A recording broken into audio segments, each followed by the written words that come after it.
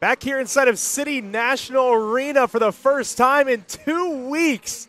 The UNLV Skating Rebels rocking a retro look here tonight, welcoming the Oregon Ducks into town for the first time since December 2022. Thank you all for joining us. As always on the call is myself, Dominic DeVois. I'm joined by Ryan Gilder. And what a night it is, Gildy. Alumni weekend as UNLV begins to take the ice, rocking the UNLV Running Rebels throwbacks. What a night.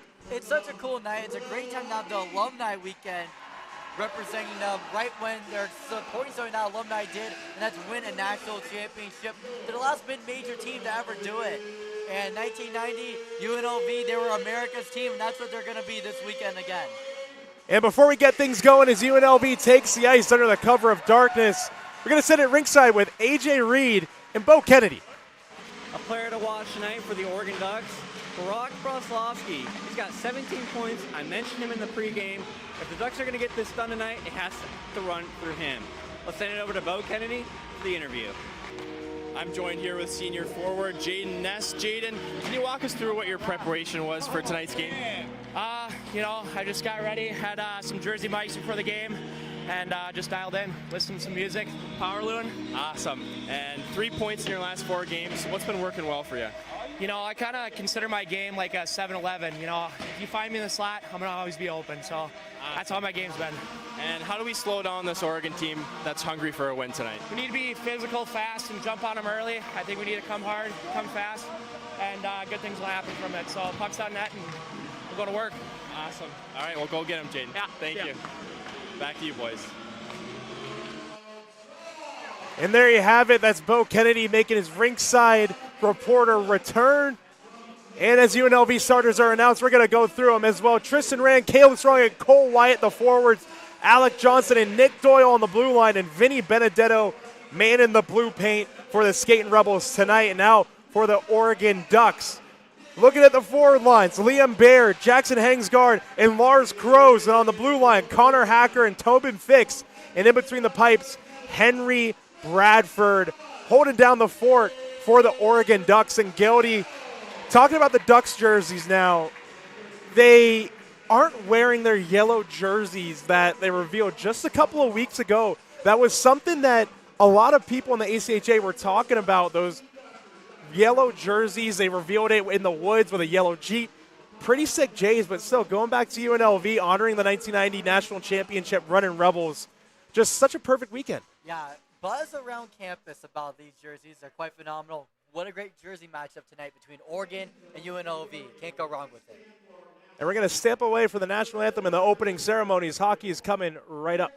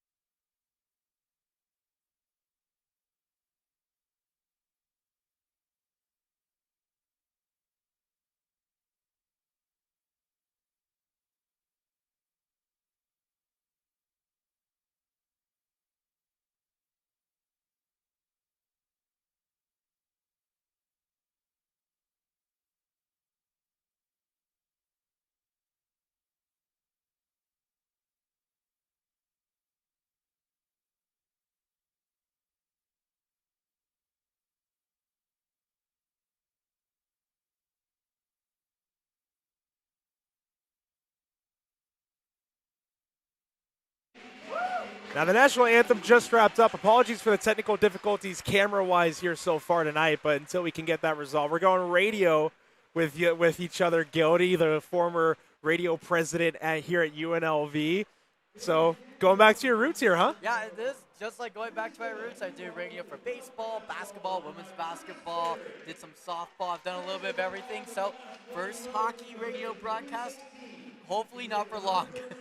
Definitely a Gildy, and I mean, as we're still moving on here with the opening ceremonies, Curtis Terry, a Runnin' Rebels alumni, dropping the ceremonial puck here tonight. Curtis Terry played for the Runnin' Rebels back in the 2000s, so he wasn't on the 1990 championship team back under Coach Jerry Tarkanian, but regardless, Runnin' Rebel royalty here in the house tonight. Ceremonial puck drops wrapped up. His brother's actually Jason Terry as well. Yes. And I had the opportunity with myself and Jade Thomas and Wyatt Touche, if they're watching the stream, shout out to them. On a podcast about a year ago, we interviewed Jason Terry, and I asked him, so how often does your brother get clowned for that LeBron James posterizer dunk when Jason Terry was in with the Celtics? And he says pretty often to this day. So Jason Terry still gets recognized as the guy who got dunked on by LeBron James and not as the guy who's won, an NBA championship and a college basketball national championship. Yeah, Jason Terry is one of the most underrated point guards, in my opinion, in the middle 2000s. No one talks about him, but he did a lot in his time in college. He's done a lot in his time in the NBA. Getting ready to go here at City National Arena. We are underway in Las Vegas for Alumni Weekend. The puck chipped in on the far wall by Tristan Rand. He's down low, works off the side of the cage, pops out to the slot. Cole Wyatt, backhand chance, blocked in front, puts one on again, tipped to the high glass. Now it's strong on the far wall, can't spin that one down low. That's cut off there by Hacker. Hacker through center over the blue line. Gains the zone, takes it down low, stops up at the near wall. Puck skips free out to neutral ice. Here's Caleb Strong over the red, over the blue on the near side. Strong, drop pass for Wyatt. Cole Wyatt trying to dance through traffic. Gets directed to the near corner. Feeds it rink wide. Del Monte, far point, shooting one over the net. Now at the near side wall, flipped up for Baird. Baird up the right wing boards, gains the red. Sends that one in. That's settled down by Rob McCollum on the far side. And tipped in by Bradley Gallant. Max Johnson lays a hit behind the net. That was on Hunter Voles. Now Del Monte at the far point. Sends it right back into the zone. Gallant down low below the goal line. Sends it back up. Del Monte up top. Shooting one over the net. Bradley Gallant lays a hit on Strategos. That gets played back up. Far side for Del Monte. Max Johnson can't feed that to the center for Gallant. That skips free. Mitchell is in behind for Oregon. He and Gallant collide. DeMizio spins it off the back of the net. Mitchell recovers. Chips it up the wall. DeMizio keeps the line on the far side, sends it back in off the stick of Mitchell. Now grabbing the near side. D for Mitchell. Mitchell up the left side, spins away from pressure. He'll look in his own end. Mitchell sends it off the glass and out of the zone. Gets stopped up at the red line. Grant Smith chips that one for Burke, who just sends that one softly in. Off the wall and up. Now here's Barack Broslovsky up the right wing. That puck whacked right back in by Crows off the paddle of Vinny Benedetto. And we have a stoppage of play. 17:46 on the clock. Pretty high pace of play so far, Gildy. Pretty high pace of play, but Oregon, they've been having trouble getting the puck into the offensive zone and creating good quality opportunities with it. But then for UNLV, their opportunities are shooting the puck a little too high. Everything's going to go over the goaltender tonight. But, of course, we're only 2.5 minutes into the game. Teams still feeling each other out so far right now as we go. Puck is lifted off the glass and out of the zone by Joey Corolla. Mitchell's back to play that one again. Here's Andres up for Slayton. Nick Slayton had a goal the last time the Ducks came here to City National Arena. It was a loss back in December of 2022. Alec Johnson sends that one off the wall for Jaden Ness. Spoke with him pregame. Here's Alec Johnson. Stepping in, shooting one. Tip to the high glass. Now Ness Down low, Batuzov. Batuzov sends that one through the wickets of Mason Kelly, and that puck goes all the way down the length of the ice. Benedetto comes out to play it and sends it on up the right wing boards for Ness. Ness sidesteps a hit, reaches out, can't play the puck. Batuzov is there for support. Batuzov whacks that one away and gets pickpocketed, and that gets sent back down the length of the ice. No arm raised on the linesman. Whacked up the right wing, chipped on by Ness for Batuzov, who sends that one softly into the zone.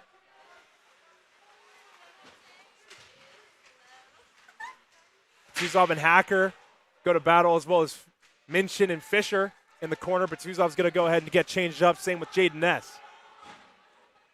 Fisher still 1-on-2 in the near corner. That puck spits out for Esposito.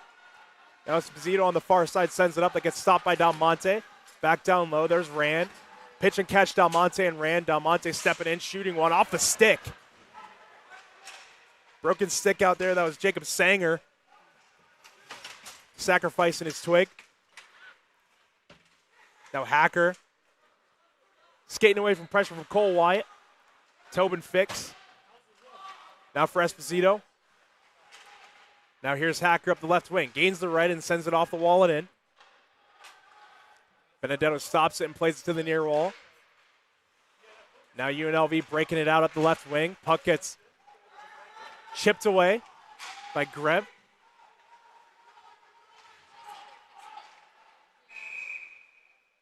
Got a stoppage of play as Greb was trying to carry it over his own blue line. Just about 4.5 minutes gone in this first period of play. And not a lot of shots so far, Cody. I mean, UNLV's been putting some shots on goal, but not a lot of them finding the net. Yeah, a lot of shots, but not a lot on goal. It's been a lot of them been going over the net, side of the net. Not a lot that really were scoring opportunities. Oregon not really letting UNLV get to the center of the ice, but here's Demizio shooting one away from the net. Missing that one is Jason Demizio. Good forecheck from Bradley Gallant to break up the breakout attempt from the Ducks as they send that one down the length of the ice. Arm raised on the linesman, and it's blown dead for an icing. 15:08 left on the clock. Yeah, and that was another opportunity to get a shot on net, but a little bit wide there at Bradford. But you talked a little bit earlier about talking to Ness before the game. What was that conversation about? To be honest, we didn't hear much. There was some still technical difficulties, but, I mean, Bo Kennedy really knows how to talk to the guys. He's one of them, as we know. He's a rookie defenseman, freshman defenseman this season. So just really knowing the pulse of these guys as Dylan Ford fans on a shot. That's another one go, tipped away by Bradley Gallant. He knows what to ask and how to ask it. Gallant tries to feed Max Johnson, picks up another loose puck forward to the blue line. Sends it cross corner. Gallant whacks one on. Pad save in tight by Bradford. That puck hops over the stick of Kyle Quinn. Dylan Ford is back to chip that one away.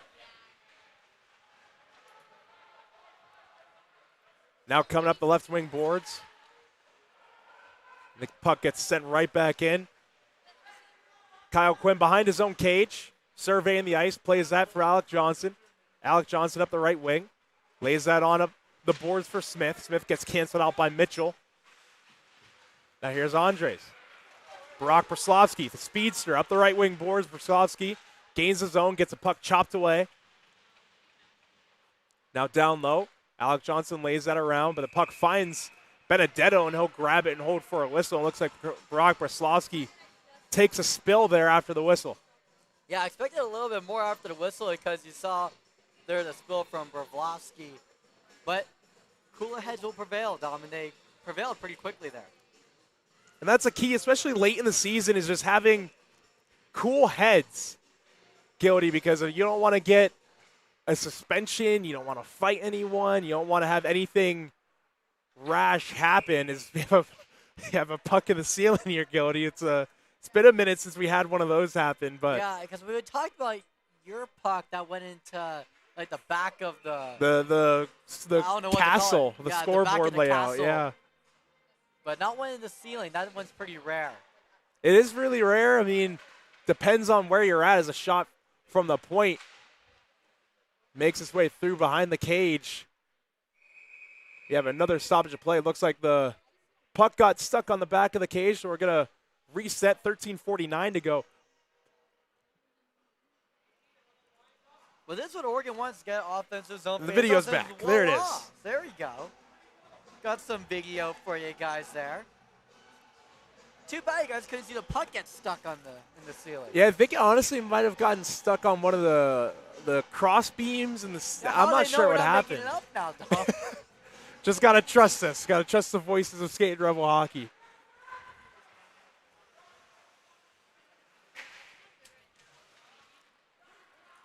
Here's Rob McCollum in his own end.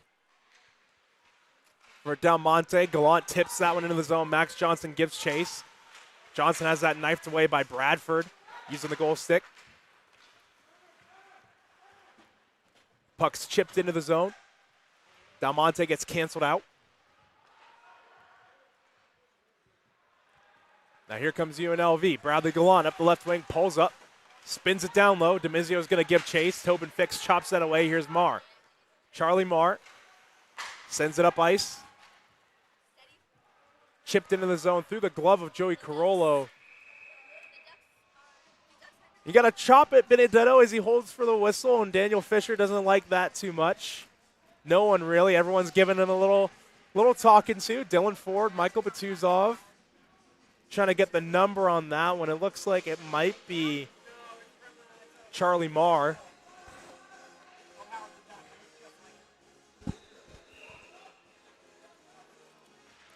We'll play on. Cooler heads will prevail. UNLV wins the draw. Swung out for Ness. Ness's pass gets chopped away. Carollo can't keep the zone. Ness can't chip that one through. There's Hacker. Hacker's pass is chopped away. Ness chips it on his backhand. Cuts outside. Drop for Batuzov. Spins one on. Blocked by a skate. Now here's Fisher. Up for Ford. Ford gets pickpocketed. Now here's a puck race. Joey Carollo, Nick Slayton. Benedetto way outside of the crease. Swings that one up for Batuzov, who sends it in. Vinny Benedetto showing off some gall playing the puck all the way out in the low slot. UNLV back on the forecheck. Here's Caleb Strong. Strong below the goal line. Peels out. Plays that for Doyle. Now Oregon coming away with possession.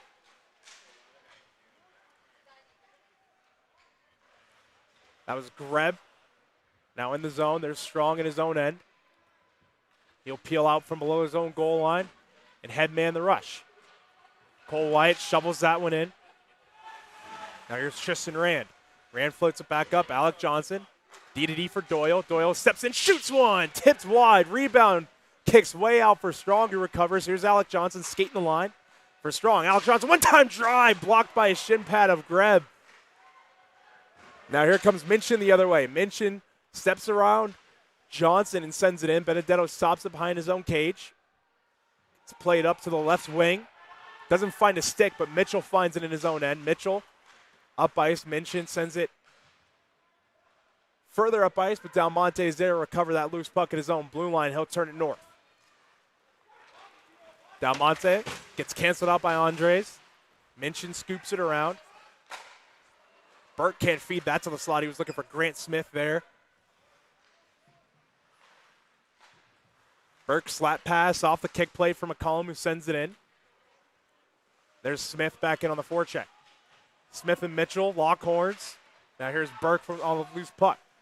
Now McCollum skating the line. Shooting one. Pad save there by Bradford. Del Monte sends it in into the skates of Mitchell. Sends it off the wall. Del Monte again. Floats that one down the length of the ice for an icing.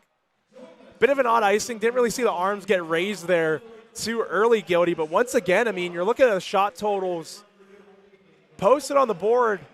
Oregon has 6. UNLV has 3. So rare sight for UNLV to be outshot. An icing that you don't really want there. But the issue for Oregon, it's been not gaining any offense. It's not scoring on offense. No one on the Ducks team so far this season averages at least 1 point a game against ACHA play. That's D1 and D2, including their series against Washington. And UNLV, do you know how many they have? 5. 5 guys that score at least a point a game in average. So those two things really matter when it comes down to things where UNLV, they're a high-scoring team, and you got more shots than them, you got to take advantage. Mason Kelly gets upended a bit there. The blue line will play on. Shot filtered on, steered away by Benedetto, whacked at by Burke. Caught one-handed by Max Johnson. He can't dance through traffic. That puck floats harmlessly on net for Bradford and a hold for a whistle. And UNLV, I feel like their opportunities on offense have gone up slightly. I like the shot by McCollum because it was in traffic, and in traffic, anything can deflect into the net. Also, Bradley Gallant, he's just gone back into the game, but he had a couple good opportunities as well. So, Skating Rebels, I feel like they're starting to heat up on offense. Might need to get their legs back under them. 2 weeks on the road. 3-1 on the road trip. Sweeping the Colorado State Rams last week up in Fort Collins. Then the week prior, taking on the Utah Skating Utes. 2 overtime games, Gildy. Smizio feeds one to the goal mouth. It goes off the leg of Max Johnson. Joey Carollo's back to recover. Now Gallant down low. Johnson tries to feed it up. It's played in by Carollo. Barack Broslovsky from his own end turns it over. Carollo tries to steer it to the point, but Stridos is there. It's pickpocketed by Carollo. That puck gets sent right back into the zone. Oregon trying to get some zone presence going. Shot through traffic, blocked way away to the corner. Now here's Tristan Rand. Rand for Alec Johnson. Alec Johnson pirouettes. Pressed against the wall by Mitchell. Johnson from his knee for Doyle. His shot misses the net wide. Rand whacked his man behind the play. Now here's Alec Johnson turning it back north again.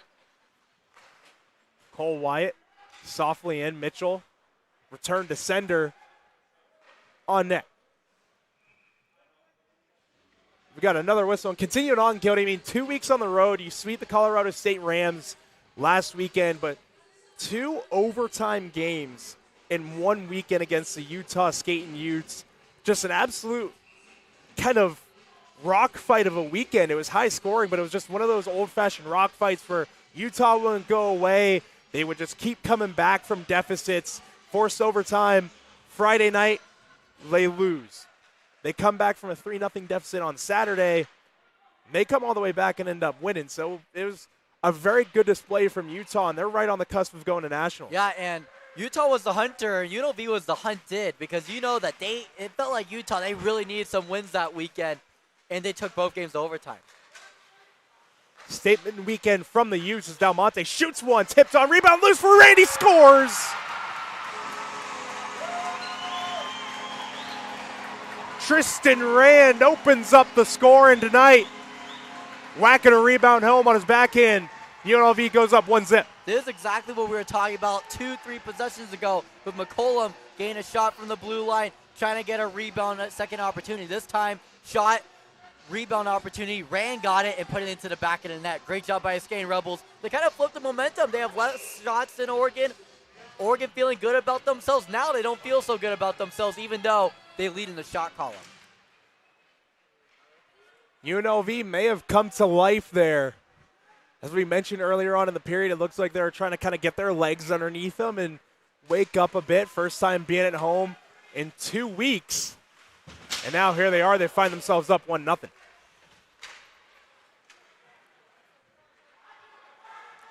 Dylan Ford at his own end. Sends that one up the left wing. Touched on to the middle for Fisher. Shooting one into the chest of Bradford. No hold for a whistle.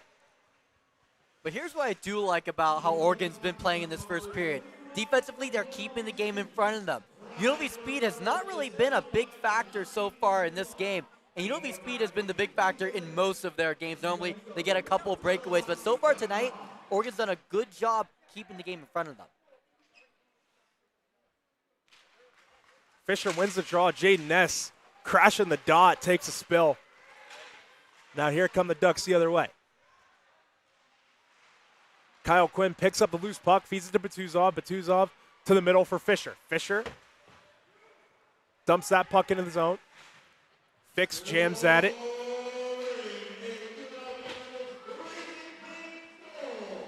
Now here's Hacker in his own end. Tobin Fix. Return for Hacker. Up by his Baird, gets laid out by Nick Doyle right in front of the bench. And Nick Doyle laying the lumber as he usually does. Catching Liam Baird in the open ice. He's back up. No worse for wear, but what a hit. Big hit, but what I watched was the puck that almost hit one of the Oregon coaches out there.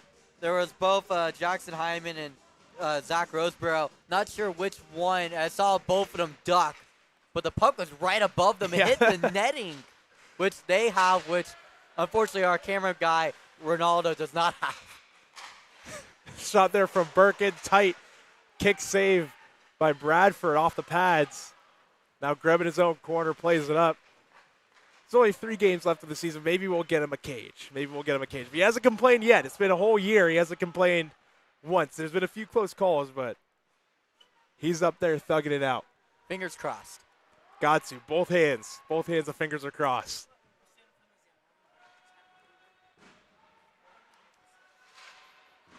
Puck gets chipped in. Max Johnson and Voiles going to battle. Johnson wins that one. Johnson cuts to the center of the ice. Can't get a shot on. Puck chipped in, but Collin returns that one in loose. Puck settled down by Johnson. Showing off the hand-eye coordination. Here's Max Johnson peeling out. Cuts to the slot. Shooting one off the pad of Bradford. DeMizio chops it off the wall into the neutral zone. Max Johnson, Gallant. Just out of DeMizio's reach, Monte recoils at the red.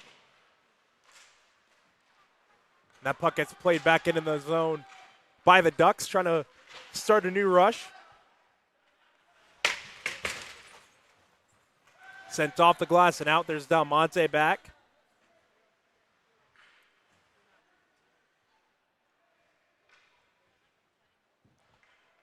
That really felt like a wasted possession there for the Ducks, saying they got great defense, then pushed the puck a little bit, and then they just dumped it into UNLV. I felt like they could have done a little bit more with that, Dom.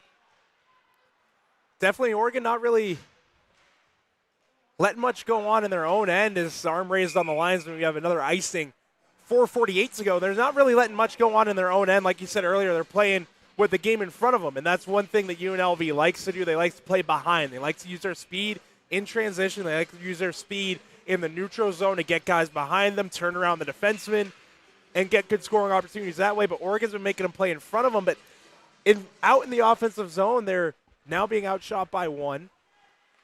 They're not really challenging. Benedetto's a shot, skips through the blue paint, maybe their best look of the night so far.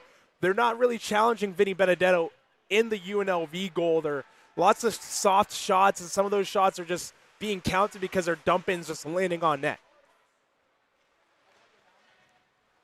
Here's Caleb Strong through center. The starting line back out there for Anthony Vigneri, Greener, and co. Got a stoppage of play. Offsides is the call.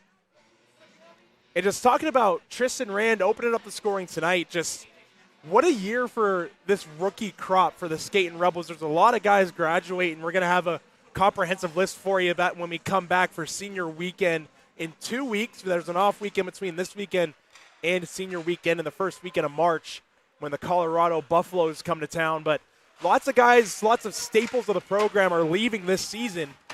But this new crop of rookies, Tristan Rand, Mason Kelly, Justice Athopoulos, you name them, they've been contributing really well. Yeah, UNLV does not have to worry about the new guys. They're all been doing really good and quickly contributed to this team.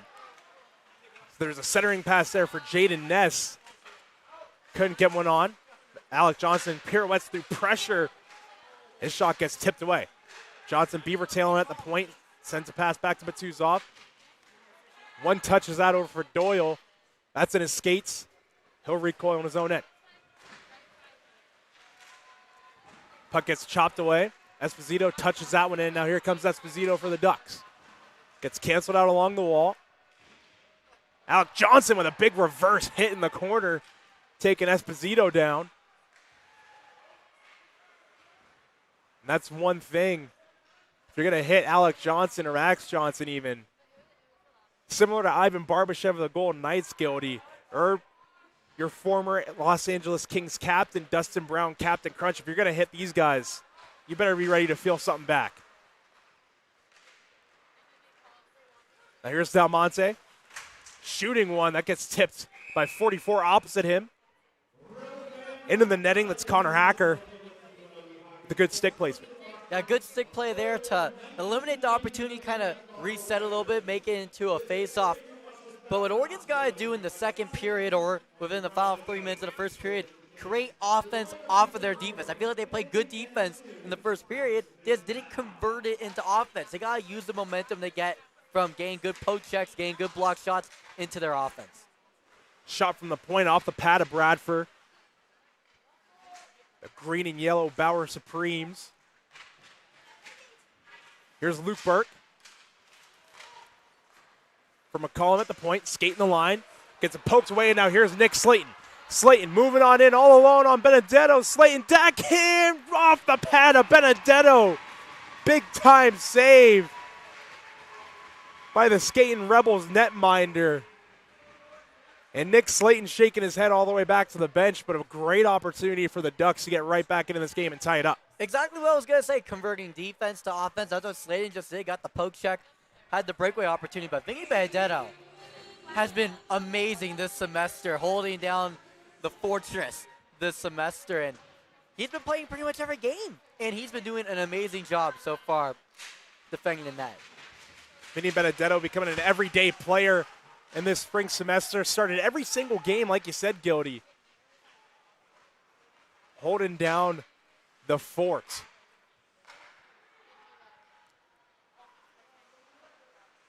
Loose puck corralled and sent back in by Strategos, and we got a delayed penalty coming up on the skating Rebels. Waiting to see who's going to be going and what the official sentence is going to be for. Looks like it's going to be Jason DiMizio for a hook. So UNLV goes to the PK, 2:01 to go in this period. So this penalty kill, essentially, Gildy, is going to take us all the way through to the end of the period if Oregon doesn't score. Barring 1 second. Barring 1 second, yes. 1 second of 5-on-5 time. Back underway. Oregon get their first look on the man advantage here tonight. Once again, that was DiMizio for a hook. They're going to work it on the near wall. Up ice for Brslowski. Down low. Hacker shooting one through traffic. Gets steered down low. To the near wall. Shot there through traffic. Loose puck kicked away and sent out of the zone. That was Nathan Hannon, it looks like, who had a rebound, possibly sitting right on his stick, but it gets cleared away. Now here's Hacker, the D-man. Over the blue line. Gets stapled to the glass hard there by Dylan Ford. It gets an extra shove for his trouble. And the puck skips free out of the zone. Now here's Bradley Gallant shorthanded with Batuzov. 2-on-1. Batuzov throws it back. Gallant shooting it off the pad. Batuzov shoots. He scores. Michael Batuzov shorthanded on the rebound. And the Energizer Bunny PK line finally breaks through this season. The Skating Rebels convert shorthanded. They're up 2-zip. Energizer Buddies just brought the energy into this building, but I think the biggest thing I gotta say is that Bradford, why didn't you go cover up the puck? It was sitting there for 4 or 5 seconds, just sitting there 5 feet in front of him. Jump and cover. You could have easily stopped that opportunity on the shorthanded from the Energizer Buddies, but you gotta protect the puck. Jump and cover, freeze it. There was an opportunity to freeze it, Dom. Bradford with a bit of a mental lapse there, resulting in a shorthanded goal against.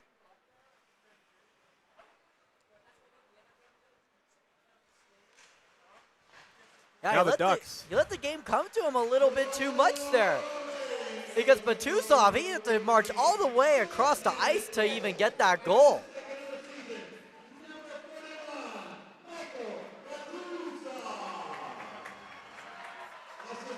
Now Tobin Fix in his own end. Now Henningsgaard. Sent back in, now in the near corner. 15 to go.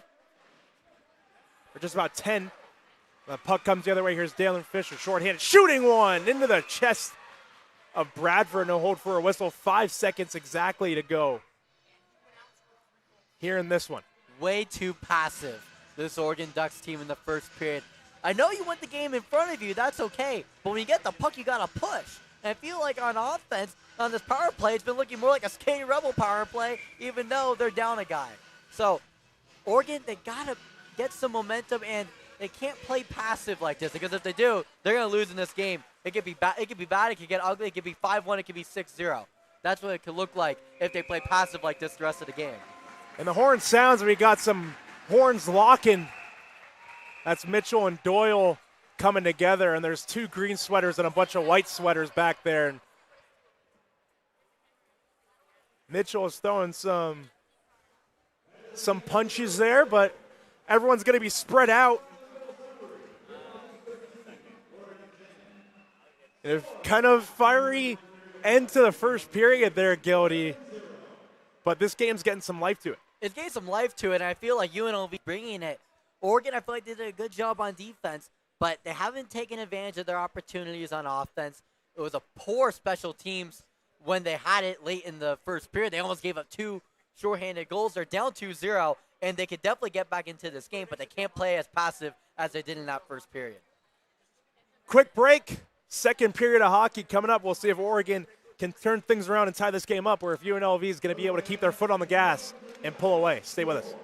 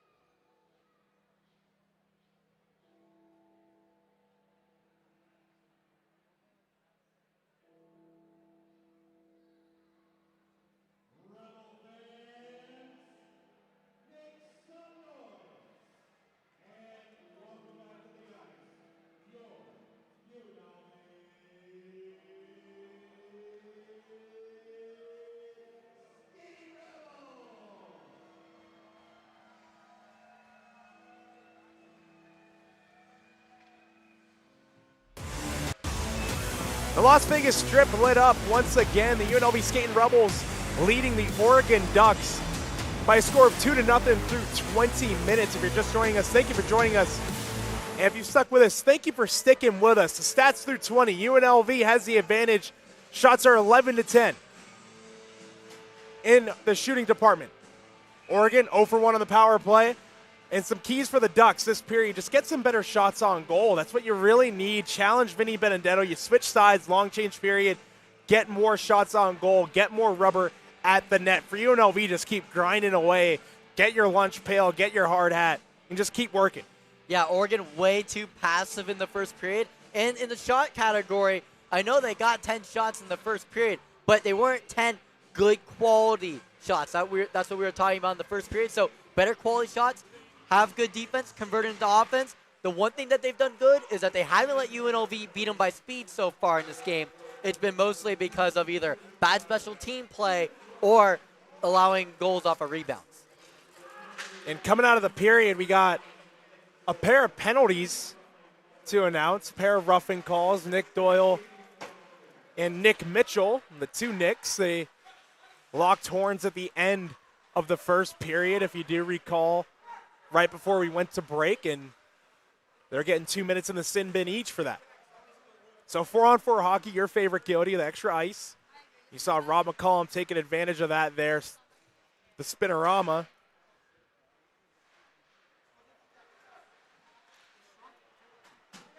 There's a shot there on net. Finds its way to Bradford, and he'll hold that one for a whistle. And the reason why 4-on-4 hockey is so favorable for the Rebels is it really lets them expose their speed, because on 5-on-5 there's too much traffic, but 4v4 there's an extra lane open in the highway, and there's no cops out there to check speed, so they can go as fast as they want. We're back underway. Nick Slayton with speed, dips a shoulder on Alec Johnson. He ties him up and sends him to the ice. As Kyle Quinn steers that one back along. Alec Johnson, the captain, D-to-D for Kyle Quinn. Quinn off the wall. Slayton cuts it off. Nick Slayton had the breakaway earlier tonight.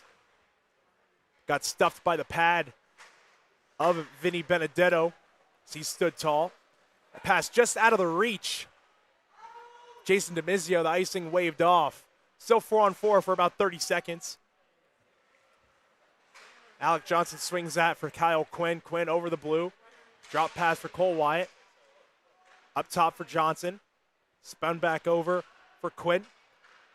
Just hops away from his stick. Chipped off the wall into center. DeMizio corrals it. Alec Johnson gets pickpocketed by Brasovsky. DeMizio pickpockets him. 4-on-4 hockey for 5 seconds now. Alec Johnson, headman in the rush. Drop pass for Quinn. Back to full strength for both teams. Kyle Quinn over the blue line. Dances through. Shoots one. Rebound chance for Quinn. And a big save there by Bradford in tight.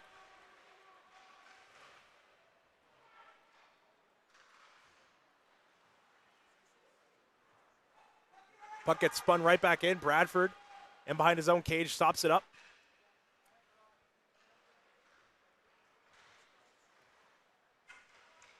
Now UNLV keeping the forecheck up. That puck goes up and out of play. Let's make a little look back onto what the theme of this weekend is. It's about the 90 national championship team for UNLV. And they defeated Duke in that national championship. And like we said, the largest margin of victory, 30 points. And I went, UNLV's up 2-0. So I think the Skating Rebels are trying to replicate a little bit of what the Running Rebels did. Definitely, Gildy, this team has been wanting and craving a national championship for years now. Years. And they've come ever so close, yet so far. UNLV still working the zone, down in deep. Burke gives chase, works it up for Quinn. There's Carollo. That was Ford, excuse me. Carollo sends it back in. Now Kelly giving chase down low. Comes together with Strategos. Brock Braslovsky below his own goal line, works to his D-man, sent back up. Hannon works it back down low. Puck long flip to neutral ice. Stick down by Braslovsky, who cuts back inside for Hannon. Hannon catches an edge and toe picks. Now here's Michael Batuzov, the goal scorer for UNLV in the first period. The last goal scorer in this game. Batuzov lays that down low.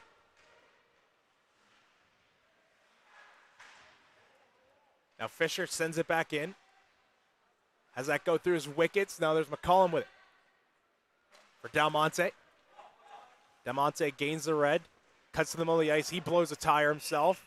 And the play is blown dead for an offsides. And speaking of Michael Batuzov, our Ringside reporter Zoe Salas had a chance to catch up with him about his recent goal during the intermission. Let's go ahead and roll that interview, and we'll get right back to the action.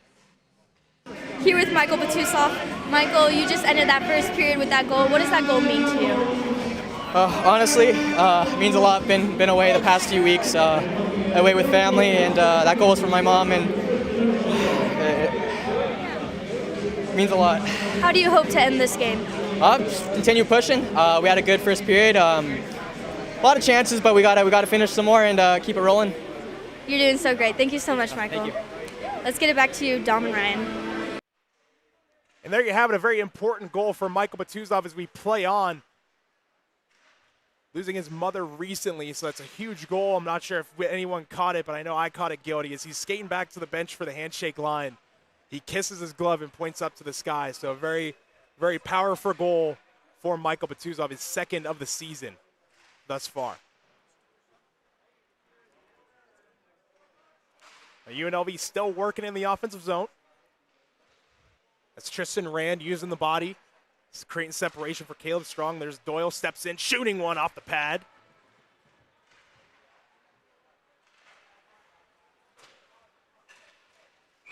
The play's blown dead for an icing. And go to continuing on with Michael Batuzov. He is one of the seniors this year. Currently unclear if he's going to be coming back next season because he did come in during the COVID year, but just overall an amazing person off the ice, just super easy to talk to, super easy to spend time with, always smiling, always happy, as one of the cutest dogs. Her name's Nala, always brings her to the rink. Just an awesome person to be around and just great to see him back at the rink. Yeah, Boots is one of the most genuine people I've met. He welcomed me as a broadcaster to UNLV hockey when I entered here 2 years ago, and he felt me a part about this team, and I felt like I was a part of a family when I met Michael Batuzov. So a very emotional goal for him, and we just want to let him know that we love him as well. Definitely, Gilday couldn't have said it better myself. All love for Mikey B over from the broadcast team as a rink-wide feed finds Max Johnson. If you caught it earlier, too, he tried to go between the legs and get a rink-wide feed. It was some flair, and Nick Doyle adding some flair himself with the spinorama, feeds Alec Johnson. We'll turn away from pressure, back up top for Doyle. Swings it out wide, one-time drive for Max Johnson, but it doesn't make it on net. That puck gets played right back down low. There's Alec right back on it. He sends his man to the ice. Now Alec Johnson dancing through traffic. Johnson can't reach that one. Trying to recreate a goal he had earlier on in the season, just reaching around the defense after walking him. Here's Nick Doyle. Leaves that for Alec. Alec, snapshot directed to the high glass and out of play. What an offensive zone possession there, Gildy, for the skating Rebels, just walking the Oregon Ducks all around their zone. Yeah, this is what Oregon does not want, is UNLV to get more momentum going, especially during the long change. You can tell, look at them coming off the ice, really tired, huffing and puffing. Just because your mascot is a duck and Ducks have very good stamina doesn't mean that the players can be out there the entire game playing defense. They need to get some offense going. Quick shifts. It's a hockey cliche, but it works. Quick shifts, keep you dialed in.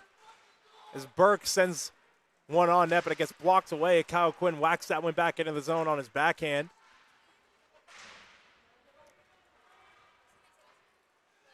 Kyle Quinn in his own end. Uses the net as a shield. He'll headman this rush in the zone. Quinn feeds it to the slot, just out of reach. Grant Smith Now Grant Smith back with the puck in the corner. Shoved to his knees. Smith has the puck back, though. Looking from below the goal line. Smith still looking. Kelly comes in to support. Mason Kelly separates his man from the puck and works it up for McCollum. Swung back over for Ford. Back to McCollum. McCollum steps in. Snapshot. He scores!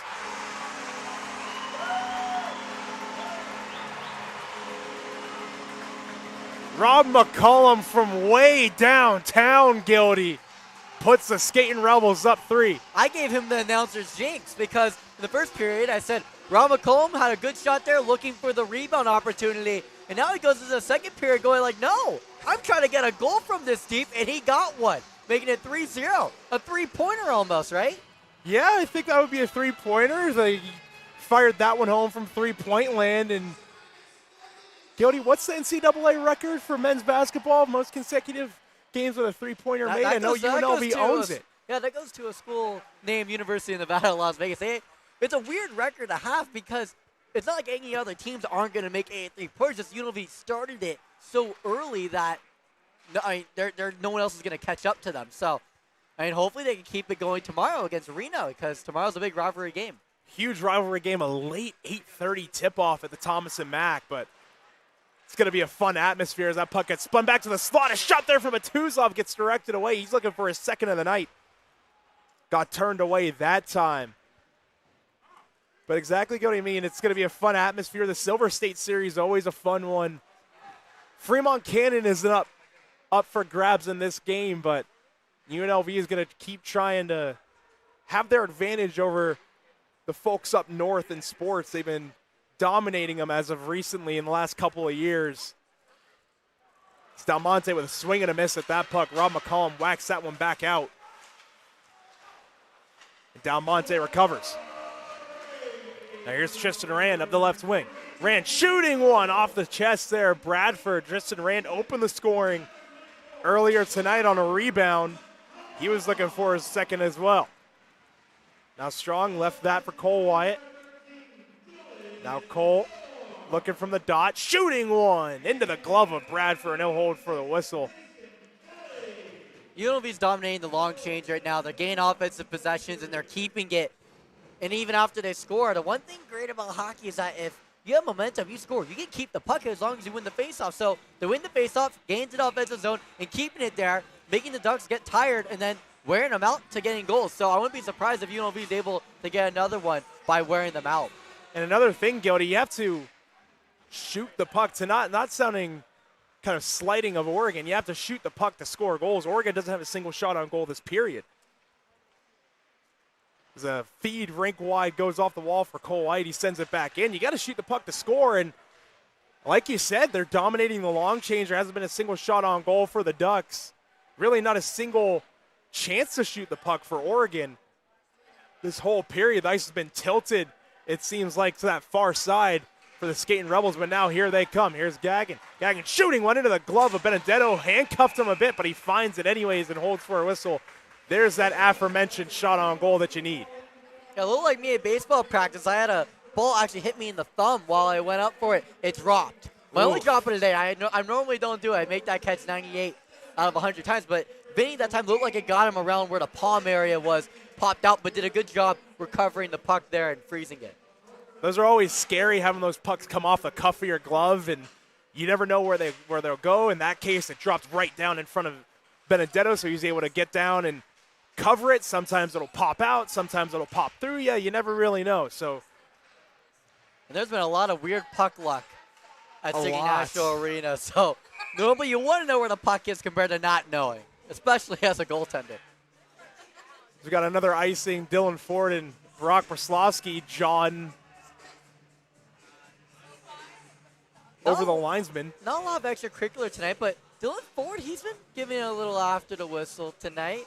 He has that little extra mightiness in him. Yeah, he's a burly British Columbia boy. He's not afraid to give it to you whenever he feels like it. So he'll work it to his D partner, Joey Carollo. Now the Ducks working it out of the zone. Shot on net there. The dump in found the paddle of Vinny Benedetto. Hold for another whistle. There's Oregon's second shot of the period. But those are almost like the shots that they got in the first period. They count on the scoreboard as a shot on goal. And teams don't normally brag about shots on goal at the end of the game. They brag about winning or losing. And shots like that don't really help you. If there's more traffic near the net and there's a shot like that, that does, because you get a rebound, you get a second chance opportunity. But that shot doesn't really do much except give you a face-off in your offensive zone, and UNLV's been dominating in that category as well. And face-offs, Gildy, are key in any hockey game, really. It's usually the case is Demizio puts it off of his own net. That kicks away right back to him, and he'll sauce that one out of the zone for Gallant. If you can control the face-off dot, you can more than likely control the pace of plays. Demizio shoots one over the glass. And now Oregon's going to come the other way. If you can control the face-off dot, you can control where the other team goes. And you really get them on their heels as soon as the play gets back going, because then they have to be like, oh, whoa, now they're going to come our way. Shot there from Carollo. He scores! Joey Carollo breaks through for his first of the year. And the UNLV Skating Rebels go up 4-0. Great puck movement for the Rebels there as Carollo celebrates his very well-deserved first goal of the season. And Carollo does a great job showing patience. Holds on to the puck for a second, lets the goalie go to the right a little bit there, and then found the back of the net. Because play was shifting over to the right, found the back of the net towards the left side, and got another goal right there. So good job by Carollo, puts the Rebels up 4-0. Correction on my end, Gildy. I misread the stat sheet. It's his second, so I know the shot there handcuffs Benedetto again. I know if Mr. Carollo rewatches this broadcast and finds out, he might have something to say about that. So we're correcting that right now. Season night. It's a goal. Rebels are up 4-0. Regardless. And he looked very happy about it anyways. Now here comes Mason Kelly. Blows a bit of a tire. Feeds it to the slot. A shot there from Luke Burke gets swallowed up by Bradford. And he'll hold for another stoppage of play. They're just scoring up and down the lineup tonight, Gildy. I mean, you have Tristan Rand scoring the opening goal. Then you have Michael Batuzov scoring the second. Rob McCollum scoring the third. Joey Carollo scoring the fourth. That's 2 forwards and 2 defensemen. And those are guys, the shot there from the point again finds Bradford. He'll hold for another whistle. Those are guys with Batuzov and Carollo haven't scored much. Those are both each their second goals of the season. And then you have Rob McCollum, no stranger to the score sheet. Tristan Rand, no stranger to the score sheet. So one could bet, if you're a betting person, that Anthony Vigneri-Greener and Nick Raboni are happy with the effort in the scoring by committee, like we talked about in the open, from their team. Yeah, because the thing is that you don't want to be a one-dimensional team. You don't want one line to carry you, because when you're dependent on one line to carry you, let's say they have an off night, you're not going to win a lot of games that way. And you might win a lot of games, but then when you go to nationals, that's not going to help you a lot when you have only one line carrying you across the way, when you're playing against teams that have 4, even they have 4.5. They have some guys even coming off the bench that are very productive from there. So you want to be a team that's full, that's complete, that can score from top to bottom. The good hockey teams is another plays blown dead for an offsides. The good hockey teams roll 4 lines, Gildy, and they roll 3 defensive pairings, and they roll 2 goaltenders as well. And that's something that UNLV's been able to do most, if not all, the games this season, most, if not all, the games in the last couple of years. And that's led to their success. Now, speaking candidly, has it led to a national championship? Not yet. We'll see this season. One would say, 2 weeks left in the regular season. They're ranked 4th in the country. They're all but a shoo-in at this point to go to the national tournament. It's just where they will be placed. Will they keep the 4th position? Will they get the first round bye like they had last year? Will they get relegated to maybe 5th or 6th and have to play their way into the next rounds? We'll have to wait and see. There's still plenty of more games on the docket for UNLV. There's one more this weekend. More games for the WCHL rivals, one would say. Then they close things out against Colorado. Yeah, and what I meant by 4 lines plus some is that not every player plays every game, because there's so many good players on the Skating Rebels team. Not everyone's able to play every game, and you're going to need good depth even from the players that aren't playing that game. Exactly. The people are taken in and out of the lineup. Yeah, so because that always rotates, but UNLV, good to see a good diversity of players scoring in this game. It's 4-0 right now, and they're really taking advantage in the second period of this long change. They're getting a lot of offensive zone time. And they score again. Jaden Ness on the doorstep. A bit of a broken play. Alec Johnson feeds it to the goal mouth. Jaden Ness puts UNLV up 5.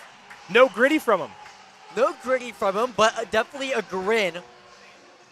Up 5-0 right now. But like I said about 10, 15 seconds ago, the Skating Rebels have gotten most of the possession so far in the second period, and they keep on cutting into the net, and they're able to score goals. So that's their 5th goal tonight, and I don't see them stopping right there. They've had all the momentum so far in this long change period. I feel like they've overwhelmed the Ducks so far. Definitely looks like you've got some stick work in the dot. Caleb Strong giving Brock Braslavsky a bit of a chop there. We get back going, though. Tristan Rand, the first goal scorer for UNLV. 5 separate goal scorers for the Skating Rebels tonight. Jaden Ness, the latest of them. And keeping with the throwback theme, Gildy, there was an ECHL team here back in the day. The Las Vegas Wranglers, if you score 5 goals, they had to deal with Del Taco. You get 2 free tacos, and sticking with the throwback theme, you would have gotten some free tacos tonight. It's different than the Golden Knights. You know how they have to deal with Taco Bell, score 2 goals in a period. You get free tacos. 5 goals in a game, you get free Del Taco. You're making me hungry, Dom. I've been to a Wrangler game. I have some really? I family didn't know out that. here in Vegas, and I went to one. It's at the Orleans Arena. Yeah. And I was there for Chuck-a-Puck night. Oh, that night's always unreal. I love it. You throw like the rubber puck. It has your Yeah, number the bright on it. orange one. You try to get it the closest to center ice, and the one that's closest wins, I think, like a 50-50 raffle. Yeah. So I remember that was my memory, and it was a long time ago, but I do remember the Wranglers. And I mean, you played baseball, so you had to have had a cannon on you. Here's Bradley Glott moving on and shooting one directed to the high glass. But you had to have had a cannon on you playing baseball your whole life, right? The only thing is I was a 10-year-old. So Fair enough.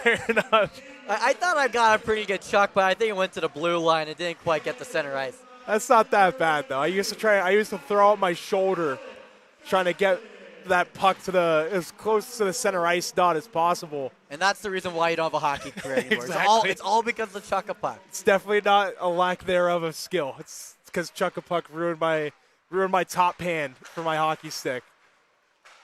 Other than that, your speed, your shot. No, I'm joking. Being unconditioned, the puck goes out of play. Definitely not the fact that I put on my gear for a late night skate, and as I'm tying my skates, I'm out of breath. That's definitely not the case at all, right? Yeah, absolutely not. But this kind of shifts it to another point where during game day, talking about condition, you would think that players on game day, you think you rest, you don't want to work out, you don't want to do too much. But they do. And I talked to actually Matias Del Monte today in the gym. Yeah. And I was like, hey, you have a game today. I wonder what you do on a game day working out. Like, what do you do so you're not tired during the game, but also still feeling energized? He says, does a little bit of the bike, does arms. You know why? Because when you hit someone, has that extra little pump. So exactly. It's always good to see what people do on game day, because you play a lot of games in hockey, and if you just don't lift and don't work out on game days, you kind of regress a little bit. So you want to work on maintaining it a little bit, and it was cool to see what Del Monte did on his game day gym day. And that's the funny thing with Del Monte. I mean, I saw you in the gym last week. I've been trying to get back myself, and I ran into Del Monte at the gym as well last week when the team was, or it was a couple weeks ago, when the team was in Utah. And there's been a bit of a bug going around this hockey team. There have been a few guys getting sick, and Matias Del Monte was one of them. He missed the trip to Utah for that reason. And what is he doing in the gym? He's hitting arms, and he's on the bike, just doing burnout, quick hitting exercises, struggling, wincing, and everything, all through basically an ear infection, I think a sinus infection as well. So he's staying energized, and that's the thing with this team that keeps the depth going as well. These guys, even if they're not playing, if they're sick, if they're hurt, they're doing something. And they're keeping themselves right while not also overdoing it. So like you said, you're still fresh on game days. Here comes Baird. Baird loses the puck and gets bumped by Alec Johnson. Baird recovers, shooting one. We have a stoppage of play. There's a delayed penalty coming up on the Ducks. And it's going to be a roughing call. Getting the number here right now. Didn't see him go to the box. It's hard to see where the roughing was as well. It didn't look like there was too much extracurricular, but the referees did see otherwise. Jimmy Gagnon goes for a rough, and I believe, Gildy, there was a big hit at the blue line, the far blue line. So I personally didn't see it, but one would imagine if he gets upended at the blue line, gives a bit of an extra shot, like, hey, I didn't like that, and then the back official, I would imagine as well, caught that arm shot right up after they exchanged some words as the play came the other way, because it came late, Gildy. They had a 2-on-1 with Baird leading that rush, and then it didn't come until he got pickpocketed almost by Alec Johnson, recovered it in the high slot, and that's when the whistle finally blew it dead. Yeah, I thought at first there was possibly a penalty on Alec Johnson because he laid a hit and then right after there was a whistle blown. But then I was like, Oregon has the puck. Why is there a whistle blown? But it was a delay penalty, and it was on Oregon. Now getting a first look at the Skating Rebels man advantage. They already have one special teams goal tonight. That's a shorthanded marker. Michael Batuzov, the second goal of the game for the Skating Rebels. UNLV trying to connect on the power play now. They're working it up top. There's Del Monte. Del Monte moving on in at the dot. Shoots one on net. Gets directed away. There's Cole Wyatt. From the dot. Drops that off. Up ice. McCollum feeds it. Rink wide. Shot there by Del Monte into the chest of Bradford. Matias Del Monte on one knee. With the one-time drive, he's back up. 47 seconds to go on the UNLV man advantage. Here's the positive for the Ducks in this shorthanded time on the ice. They are used to right now playing defense throughout the whole period. So this just feels like how the first 15-plus minutes of play have already been. The only difference is that you have one less guy on the ice, but it's pretty similar to how the first 15 minutes of the ice have been. It's been UNLV puck and having the possession. UNLV continuing with possession here. Worked up top for Doyle. Now Demizio. Demizio cuts back inside.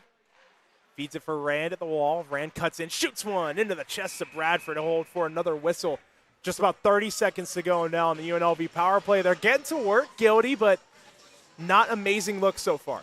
Not amazing looks in the power play, but also Oregon, they've been working the entire period on defense. I feel like they're starting to get a groove a little bit. Only issue, a little too late in the game. I feel like down 5 goals late in the second period. They got a lot of work in front of them.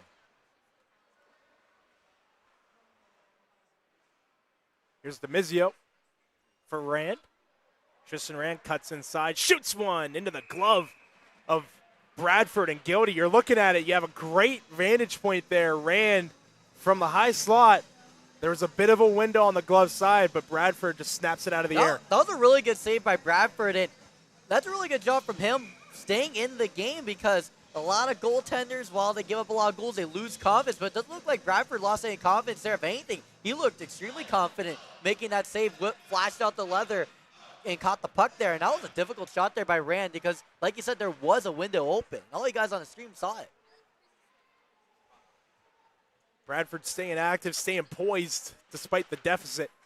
Here's Doyle up top. Doyle for Strong. Rink wide feed. Demizio shoots one. Misses the net wide. Oregon's back to full strength. Now here's Strong. Strong down low. Johnson shoots one in tight.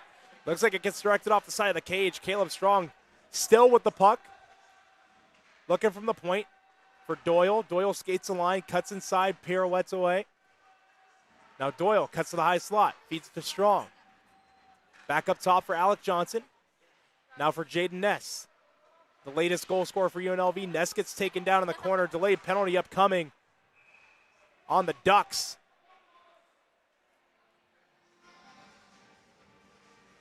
And UNLV is going to go back to the power play. 2:02 remaining.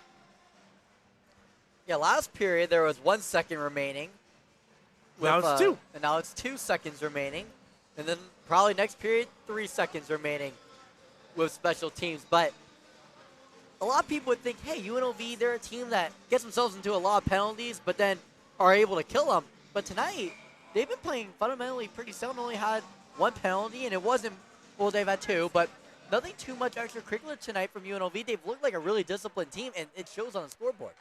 And that's a very good point that you bring up, Gildy, because, I mean, you're not really seeing the usual chippy UNLV team. You're seeing a well-oiled machine, I would say, for the Skating Rebels. They're getting scoring chances. They're converting. They're staying disciplined, like you said, but they're also playing within the whistles. They're making good hockey plays. They're laying the body. They're not letting anything go easily. And they're also playing well on their own end. They're not letting Oregon get much going in their own defensive zone. They're not letting Oregon get much going through neutral ice. So there's just a really complete hockey game right at this point for UNLV. And as I kind of mentioned earlier, got to imagine Anthony Vigneri-Green and Nick Raboni are very, very happy with their team's performance tonight. Now, are they going to be able to do it tomorrow as well? That's the big question, because once it's a fluke, but doing it twice, that creates habits. So I want to see if UNLV can keep up this discipline tomorrow in tomorrow night's game, no matter what happens, if it gets chippy of Oregon or not, if they're able to keep their discipline. Under a minute to go. The first period. Here's Cole Wyatt up top. Peels away from pressure at the dot, works it up high for McCollum. That shot gets deflected away. Looked like it was Hacker who blocked it with a shin pad. Puck is gloved down by Rand at the blue line. Sends it over to Del Monte. Del Monte steps in, shoots one. Seared away. Puck gets directed away to the far post. Rand picks it up. Now here's Rand with under 30 to go. Doyle back to Rand. Rand has to chip that one. Rand comes away with it, wins the puck battle. Demizio pulls up. Jason Demizio looking. Steps into one. Blocked in front. Demizio knifes that one on. The puck gets knifed out of the zone. 10 seconds to go. Rand back to recover. Spins it up for Doyle and his skates. 5 to go. Doyle over the blue. Feeds it to Demizio. Shoots one with a guy on his hip. That gets directed away. And there it is. The horn sounds on the second period of play. Skating Rebels put up an additional 3 goals in the middle frame, Gildy. And they're up 5-0. Double out shooting the Ducks. Shots in that period, Gildy, were 18-4 in favor of the Skating Rebels. UNLV did a great job going to the locker room, looking at Oregon, going like, hey, they've been passive all night. Instead of trying to speed past them, let's just go up together as a team, create some good offensive zone looks, and beat them that way. And that's what UNLV has done. They translated the first period into the second period, used it to get a bunch of offensive zone time in the second period because they knew that Oregon would be a little bit passive and playing in front of them a little bit. And they used it to score 5 goals and get almost 30 shots within the first 2 periods.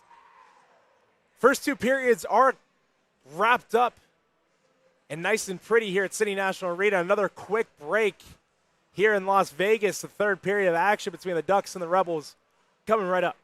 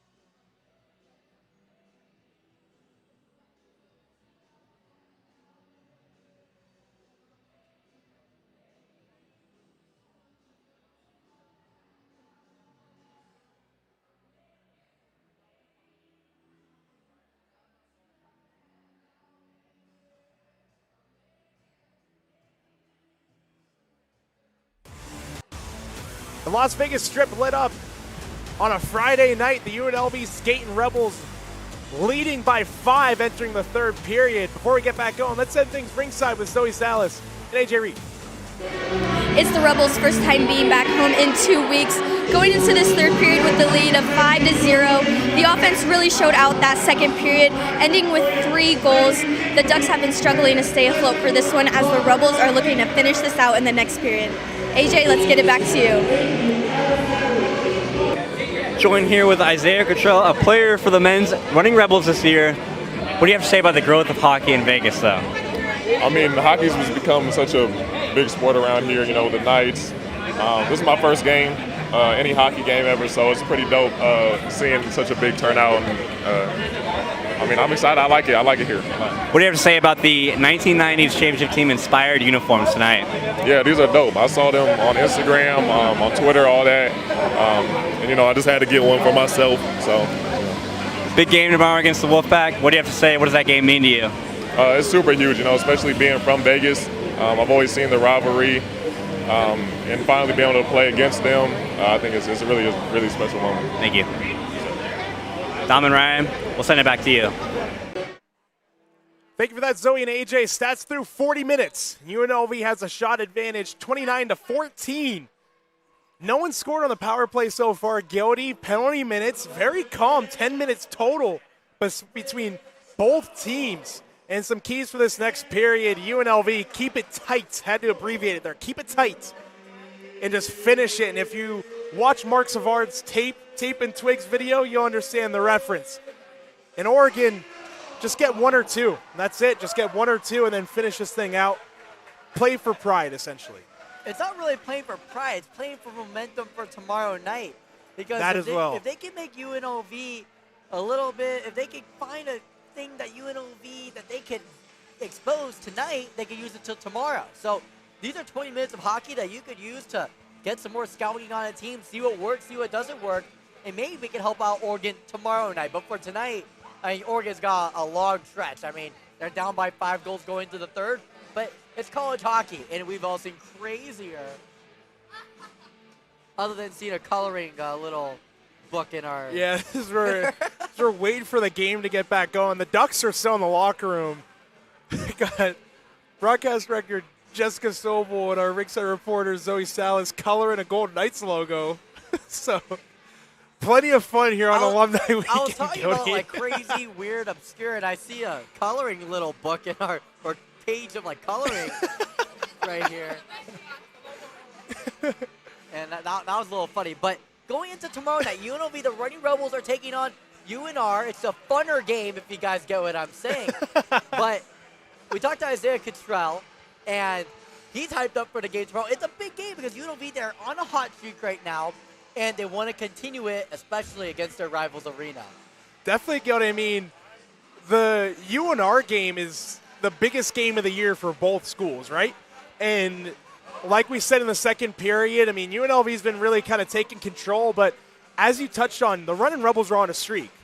So are the Lady Rebels. The Lady Rebels already beat Reno this year. The Running Rebels are looking to do the same tomorrow night, an 8:30 p.m. tip-off. We'll have some simulcast coverage, obviously, of that tomorrow, but both the Running Rebels and Lady Rebels combined, they're the hottest basketball programs in all of the Mountain West, and one of the hottest basketball programs put together in the country.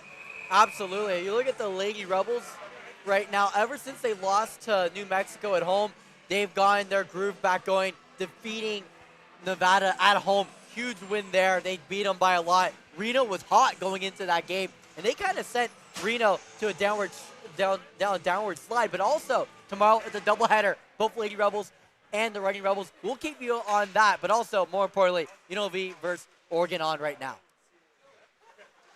Third period underway in Summerlin before we get a double feature of hoops action tomorrow for the UNLV Running Rebels and Lady Rebels against the Wolfpack. Both games as well, Gildy, at the Thomas and Mack Center, a spot that the jersey reveal video was filmed for the Skating Rebels, a very cool project. We're going to roll a package tomorrow night before the game starts in the pregame show of how these jerseys came to be. We speak with RJ Forbes, our team photographer and also the mastermind behind these jerseys. The idea coming in a very strange way all the way back in September, Gildy. So everyone make sure to tune in to find out how these throwback jerseys that kind of broke the ACHA media came to be as that puck floats harmlessly onto Bradford, and he holds for an early whistle. Yeah, and it's not just, hey, we're going to do a basketball night. There's a lot of people that worked behind the scenes. There's RJ, there's Kayla, there's Mike. There's too many people. I can't even name how many people were behind it because there was so many. But I think it's been a huge success. People around campus have been keeping their flyers. The flyers looked unbelievable. The jerseys look unbelievable. And the games so far for the Rebels have been looking their way. Fun nights, fun week of promos even. Talking to one of our social media girls, Megan Roma, she had a lot of fun pushing out the content. Our media director, Kyla Ching, she had a lot of fun putting everything together as well. And it was just a very fun atmosphere this week, throwing it back to 1990, all the way 34 years ago now, Gildy. Didn't mean to age anyone watching this game. And here comes Oregon the other way. Puck just gets floated into the zone. Bradley Gallant turns away from pressure. And Matias Dalmonte behind his own net. Spins away. He'll watch behind Benedetto as Oregon and UNLV get some fresher legs out there. Now here's Joey Carollo. Has a goal tonight. Carollo for Kelly. Kelly gets chopped on the back check. Still works it down low. Grant Smith spins it back into the zone. Smith, a noted Chiefs fan, so Gildy, you can imagine that when the Skating Rebels came back from their Colorado State trip, as there was another icing, when they came back from their trip in Fort Collins last weekend and all bundled together to watch the Super Bowl, Grant Smith was pretty happy. I would only imagine, but is there a point where you win too much where it doesn't feel the same? You're asking a New England Patriots fan that? Yeah, and yes. I am. Yes, definitely. I remember vividly Super Bowl 53. It was a snooze fest of the game. I mean, I remember that I think it was one. a 13-3 final score. It was the only touchdowns, I think, Rob Gronkowski late in the game in garbage time when the New England was already up. So it was just a really weird game as Kelly tries to sneak one blocker side there on Bradford. Doesn't break through. Burke down low. Gets pressured and picks up a loose puck in the corner. Works it up top for Carollo. Now Quinn shooting one. Directed to the high glass.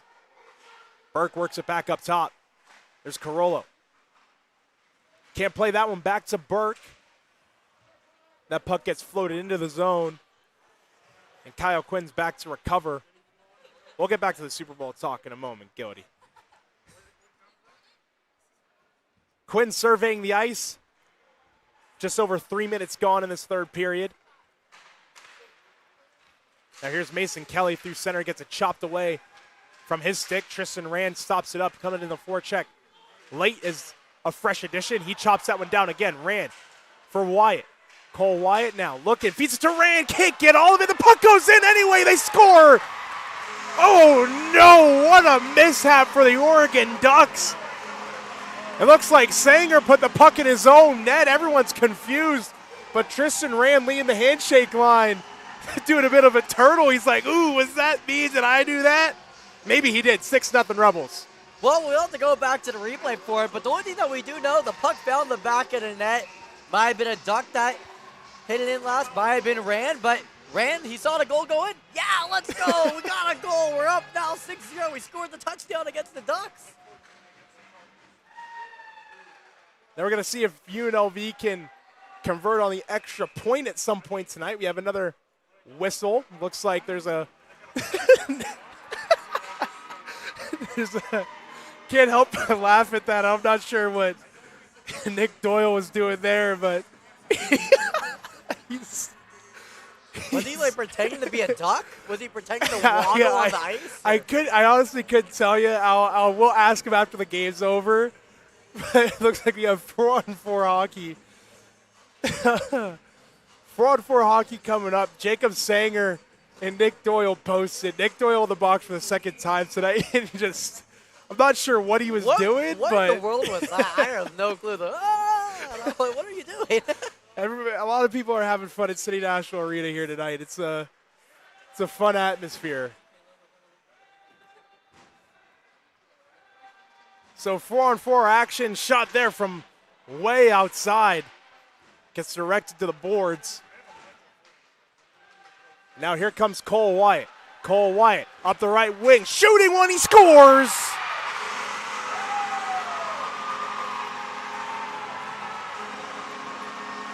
And the extra point is good. Cole Wyatt puts the Skating Rebels up 7-0. And Anders on defense there, he was paying more attention on how many guys are going to be down the ice compared to trying to match up with Cole Wyatt's speed. Let Cole Wyatt get past him, and Cole Wyatt just chipped in the extra point.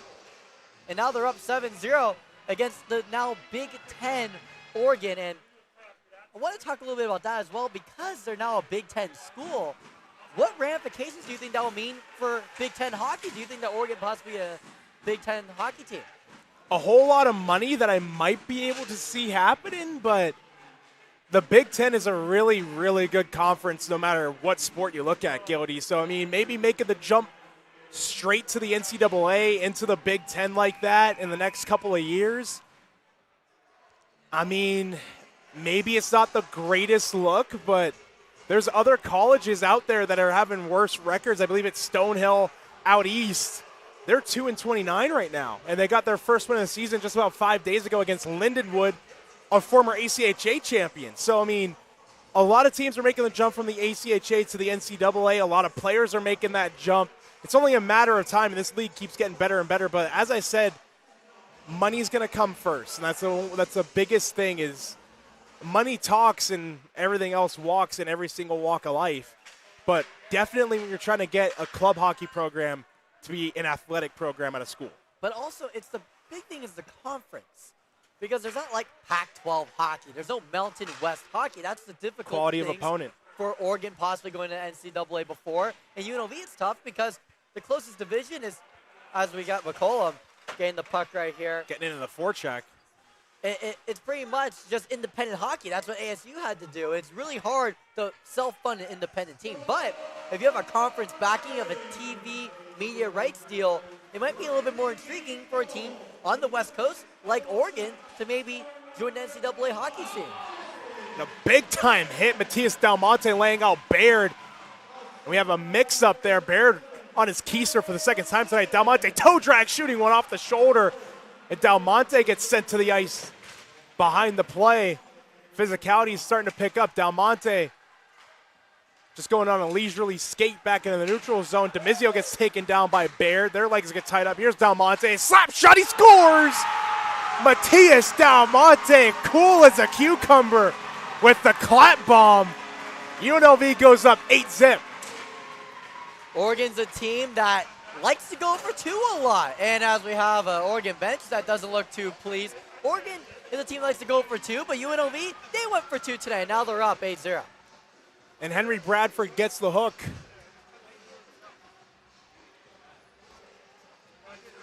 Now Rodney Peterson steps into the blue paint for the Ducks.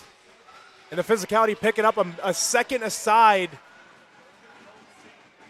on the 4-on-4, and then we got an extra penalty. That's Lars Kroos. Lars Kroos came in late on Jason DeMizio behind the play and Matthias Dalmonte after he sent Baird on his backside. Kroos came in high, and then DeMizio came in, said something to him. Kroos cross-checked him up high, and then Kroos came back, hit Dalmonte late after he let a shot go. That's what caused him to take the spill. And then also Baird came back too and got another stoppage of play. And it looks like, is Nick Doyle being shown the door? And he is. Nick Doyle's being shown the gate. Not entirely sure what happened. Maybe Gildy, he touched the puck when he was still stepping out of the penalty box. That's a penalty. Maybe he had his helmet off. I personally didn't catch it. I didn't see anything happen. But also, our angle of the ice from where we are, we're kind of obstructed of where the play occurred. Not really sure what happened. We can look at the replay, but I'm not even sure if we're going to see much on there as well. Can try and look as best as we can. The Lars Kroos penalty gets posted. The opening draw on the... Trying to find it for everyone here. Give more context. Just happened so fast.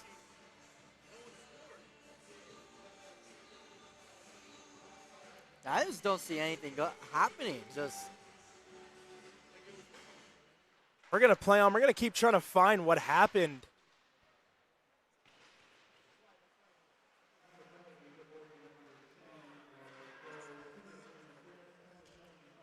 So now Doyle is posted for 2 as well. So he may have gotten a 2 and a 10, but here's a shot there. Loose puck in the blue paint. They score! Dylan Ford with a shot off the rush.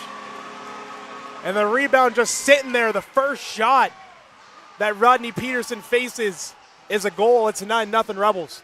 And they look like they just want to keep on scoring. Don't really go through the handshake line at all. Well, Gallant looked like he's just going to get a line change, but they didn't do anything with the handshake line at all. They went straight back to business right there. I think also out of respect to being up 8-0. What do you think, Dom? It's just, might as well pour it on, right? I mean, use it as a bit of a practice run for tomorrow night. See what works, see what doesn't. Alec Johnson behind the net, going to work. Up ice, there's Burke. Now here's Ford. Dylan Ford steps into one. That puck gets tipped way up into the netting. We got another stoppage. And also, when you look at the ACHA rankings, it's all done by a computer. And, you know, that goals scored versus goals against is one of the factors on there. Is it the highest factor? No, but if you can score more goals, might as well do it. It's not out of disrespect. It's that, hey, we want to get the highest possible ranking that we can get. And if we can score more goals, get them, because they might matter at the end of the season, because you don't know what that computer generator is going to say. And I mean, selfishly, just pad the stats a bit, too. Sometimes you need it. You never know. Back on her way, here's Quinn. Steps into one off the skate of Mitchell. Dropping to one knee to block that shot. Max Johnson up top. Quinn. Corolla. Quinn back again. Tries to feed it rink wide for Max Johnson. That gets cut off, and we got another penalty on the Ducks. And Andres is not happy about this when he's going to the box. He slashes his stick against the boards in disgust. And he'll take a seat. Yeah, Gallant knew it. Once he got hit from behind and the whistle was blown, he pointed right at Andres. Whole bunch of room out here, Gildy. 4-on-3. And here's McCollum for Dalmonte. One-time drive, tipped in, they score! Bradley Gallant in front with the tip-in. And they're not even going to go to the bench. They're just going to go right back to the face-off dot. UNLV goes up 10-zip. Yeah, like I said a couple minutes ago, they weren't going to go to the handshake line. They're going to go straight to center ice to try to play more. They didn't want the line change, but coaches are going to have them do a line change. But Gallant did a really good job finding the way to find the back of the net after a shot by Del Monte that was just left right in front of the net. So now we're back 4-on-4 for about 30 seconds. Then an abbreviated 6-second power play for the Rebels. Or 6-second PK, excuse me. And then we're back to 5-on-5 action. Puck flips loose to neutral ice. That's sent over for Fisher as it careens off his skate. He and Hacker go to battle. Fisher collides with Tobin Fix. Loses his lumber, and Fisher gets it back. He'll get in on the back check.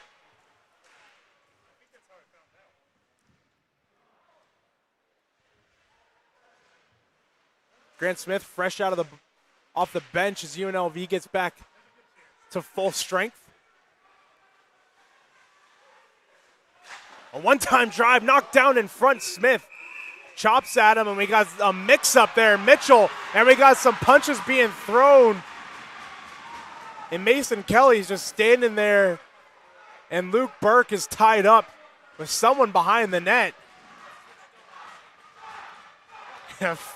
Everyone in the stands chanting fight. And I don't think that would be in the best interest of Anybody. UNLV. It's Brock Braslovsky and Luke Burke tied up. Braslovsky fixing his chest protector. Barking the whole way. Burke turns around, talking to the linesman. And Braslovsky all bunched up.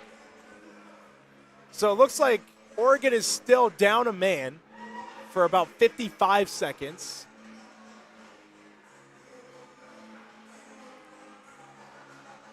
And by the end of it, it's going to look like a normal UNLV hockey game with all the penalties assessed. Now it looks like they're 4-on-4.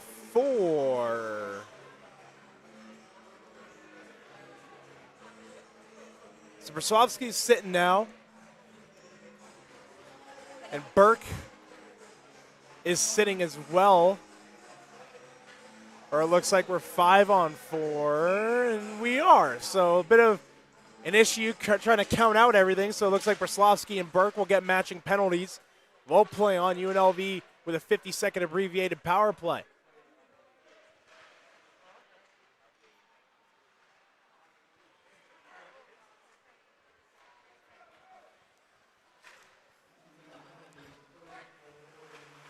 Dylan Ford leaps up in the air, colliding with Voiles, showing off the vertical there.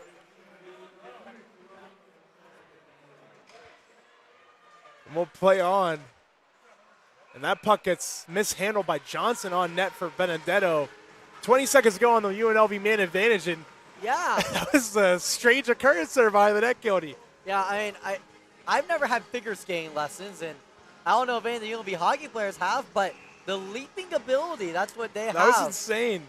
It's hard to jump in hockey skates Especially like in that, hockey too, because you don't have the skates as toe well. pick. The toe pick is what really gives figure skaters the ability to press into the ice and then jump. But Dylan Ford showing off the vert.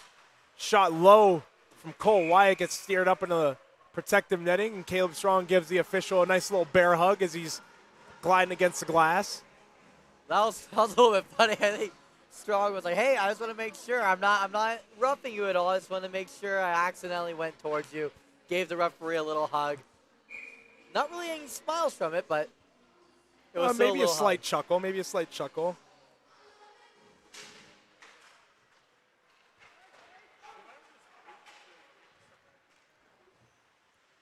So play comes back in the UNLV end. Slayton soccers that up for Fix. Back to Slayton, one-time drive, misses the net.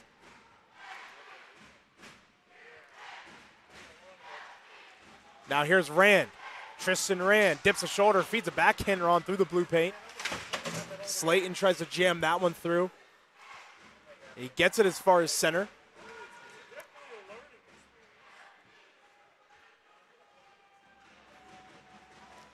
There's Quinn.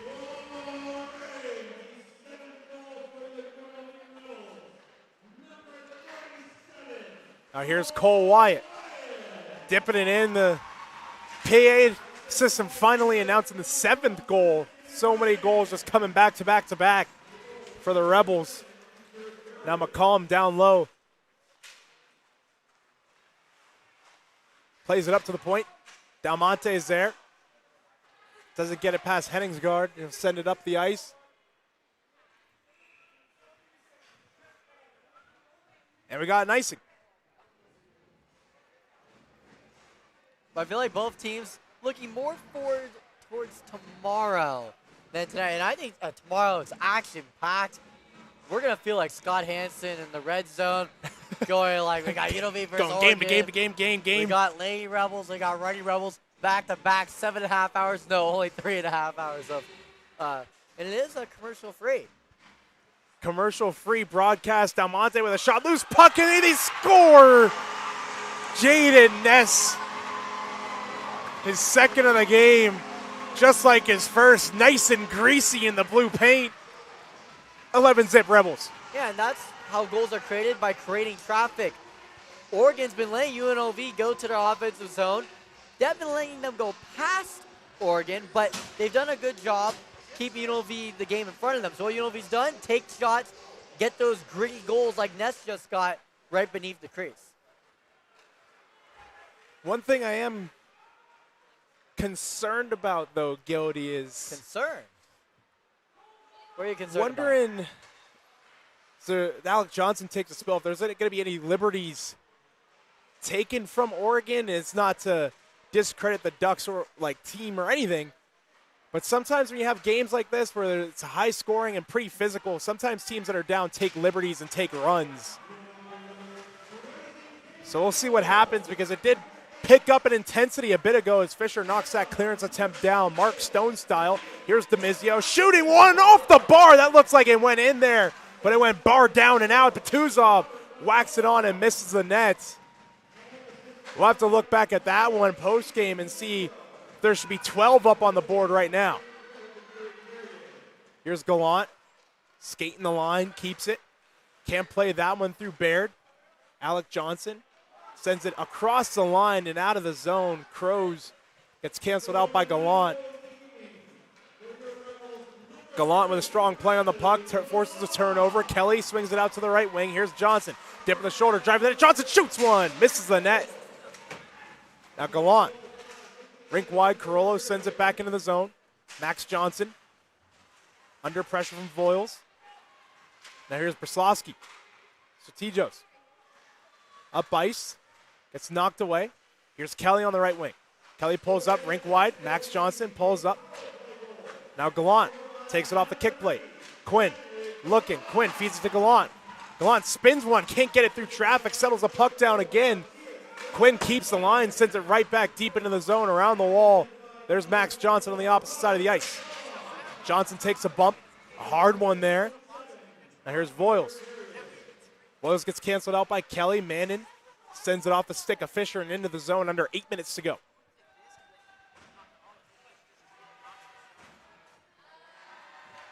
Now here comes Fisher. Up the left wing, Daniel Fisher cuts inside. Tries to shoot one, it gets broken up. And frozen for a whistle.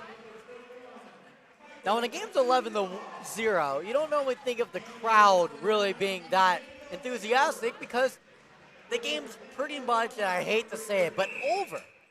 But the They're crowd's still here. dialed. They're doing their Rebel chants, and gotta give credit to our student section. They're doing a great job tonight, led by Matteo Pretali.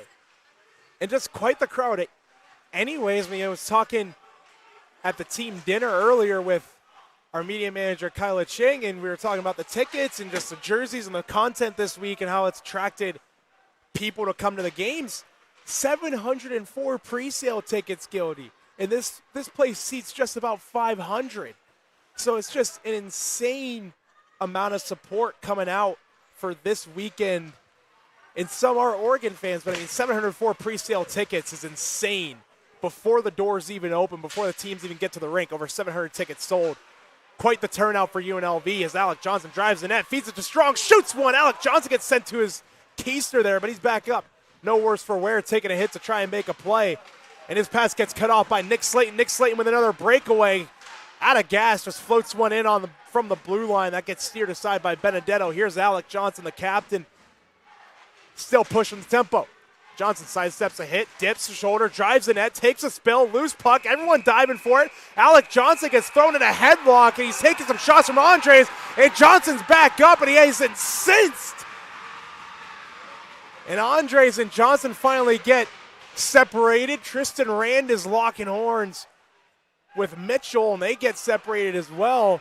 And Andres and Strong is mixing it up with a goaltender now, and Caleb Strong gets headlocked by Mitchell, and Rand's in there as well.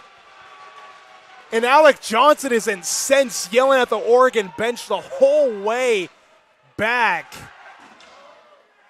And Gildy, those are the liberties that I was talking about there. And the frustration that gets built up.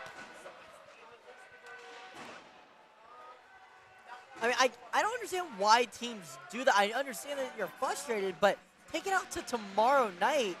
Don't put all your anger out tonight and get yourself a one-game suspension, getting into a fight that you don't need to get yourself into. And Alec Johnson's in the box showing the officials his helmets. Yeah, I guess. And I believe his cage got grabbed there. Yeah, and got taken out. But right beside us, Gildy, Henry Andres, his cage is hanging off. There's a screw missing. And he's getting repairs right now. We got to find the screw. Looks like they found the screw. He's undergoing repairs right next to us, but he looks like Christian McCaffrey during the football game during the NFC Championship, I believe, when they're screwing his helmet on. Or even Brady Kachuk numerous times getting his visor screwed back on and tightened up.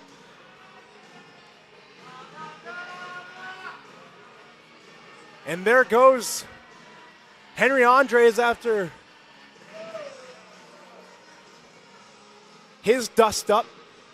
Excuse me, that was Nick Slayton getting the repairs to his cage there. Henry Andres gets shown the gate. And talking about Slayton, can we talk about that previous possession where he had a breakaway and he decided just to pretty much just dump it down to Vinny Benedetto? And I understand it's late in the game and you're only playing for pride, but I don't care how tired you are. If you have a breakaway, you go for it. Doesn't matter how much you're down, you go for it. You go for it for pride. And I'm a big hustle guy. Give it your all. Doesn't matter what the score is. And I can confidently say that Slayton did not give it all in that possession. Might have been out of gas, and I'm correcting myself for the third time. Third time's the charm. It was Tobin Fix getting repaired. He needed a fix.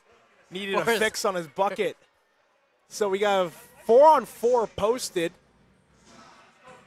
But has that ever happened to you, Dom, where you get so tired that you don't take a breakaway? All the time, actually. All the time. Going back to the fitness, it's rough, and sometimes, like, I mean, if you get gas going in on a breakaway, I mean, I'm all for going for it. But, I mean, sometimes you just got to swallow your pride and let it go. Really? Definitely an odd play, though. Very odd play. Yeah, but it wasn't like there was anyone close to him. It was as clear of a breakaway as you could get. Because it could also hurt your team coming back if you're gassed, trying to get changed up on a rush against. We got a big-time collision. Esposito and Ness coming together. Here's Joey Carollo. He'll look. Down low. Jaden Ness takes a spill in front of the net. Being shoved there. Him and Voiles coming together. And some stick work. Ness having his legs almost jammed out from under him. Shot there, and Titan, they score! Jaden Ness scores another goal, and Joey Carollo and Sanger go lock horns behind the net. And Quinn jousting as well. Jaden Ness, this hat trick goal, he gets shoved to the ice, and there's more. Going at it, Kyle Quinn has his man in a headlock, and there's punches being thrown. Tristan Rand taking some shots. Voiles gets sent to the ice. Kyle Quinn is incensed, taking on anyone in a green jersey. It has spilled over the top here at City National Arena. Kyle Quinn throwing punches. A crowd comes to life. Joey Carollo scoring his second of the year. He's amped up. Jaden Ness is amped up too. We need Joe Rogan here to dissect the fight, but what I got there, it started off with Carollo jousting a little bit, but then what happens is that Ness got shoved and he hits back of the head on the end wall, and Kyle Quinn was not happy about that. And he hit anything that had green. He was just throwing punches. There's Greb being shown the door. Everyone's being shown the gate here.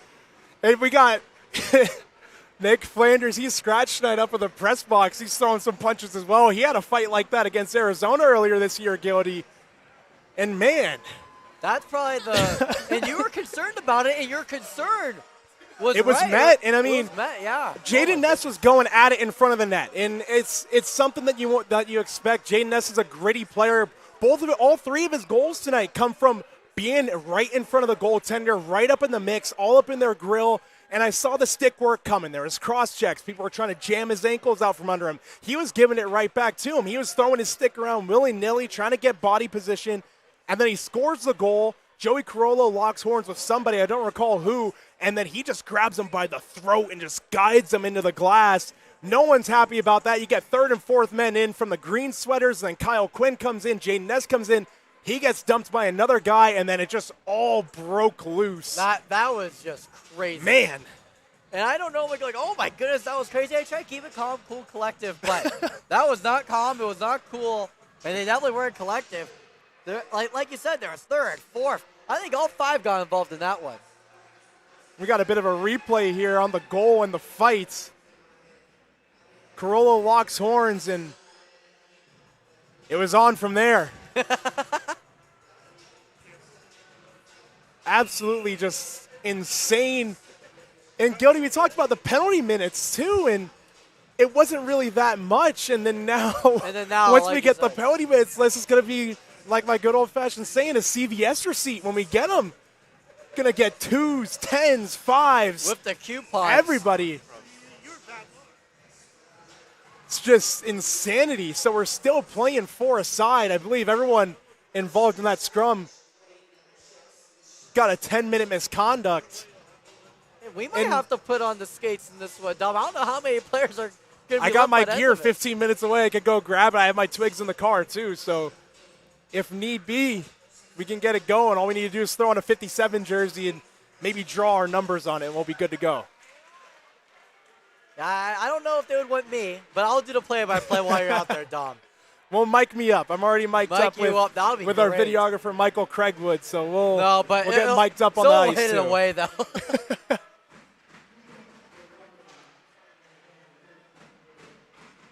And we'll keep playing. And Gildy, to continue on about the physicality, the last time you recall that game that Oregon played here last season in early December, it ended a really similar way. There was a lot of extracurricular activity. There was a lot of scrums after the whistles, plenty of guys being shown the gate. Daniel Fisher dancing, can't get that one on net. So these teams don't really seem to like each other, but it seems like to take a little bit to kind of build up the animosity a bit. They kind of forget about it, and then it builds and builds and builds because of UNLV's physical brand of hockey, and they're winning, and then it boils over like that. So both teams back to full strength now, 5-on-5. I was going to say this tomorrow, but this is a perfect time to say it. And the UNLV, they're sometimes known as like the bad boys. Sometimes they'll be a little extra physical. And the 1991 Running Rebels, they did not win the national championship, but they were very close. They lost in the Final Four to Duke. They were so confident if they played Kansas that they would have won that A.J. Reed, in a report that he did with Paul Gutierrez from ESPN, also a big supporter. legend. UNLV legend, huge supporter of the Scarlet and Gray Free Press, huge supporter of everything that UNLV is UNLV. media. He told AJ, and he's going to have a documentary about this, but his little snippet that AJ allowed me to say on the broadcast that UNLV, they were going to show up to the final game, national championship, wearing all black, even though they're the home team. Oh, the funeral game. And the reason why is because they wanted to be the men in black. They wanted to be the bad boys. They don't care about the Interesting. rules. And what's also crazy about that is that if they did that, Kansas would have gone a technical foul to start off the game. So they could be down 2-0 to start off the game, and UNLV did not care. They wanted to be the bad boys. They wanted to show up all in black. So maybe next year, if you want to do a basketball night again, be the bad boys. Maybe you have an all-black game for basketball night. But that's for the higher-ups, right, Dom? It is for the higher-ups. It's above our pay grade as a shot there. Doesn't make it to Benedetto. And Gildy talking about that 1990 team, the 90s running Rebels. Strong fights with Tuzov. Shoots when he scores!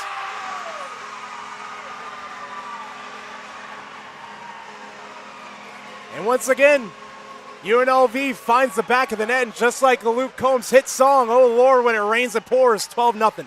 Yeah, I know what it also does in Portland. It does pour a lot. It's been pouring UNLV goals. Tonight, they thought they wouldn't get that many. They're in the desert, but I know what it did a couple weeks ago? It rained a lot here.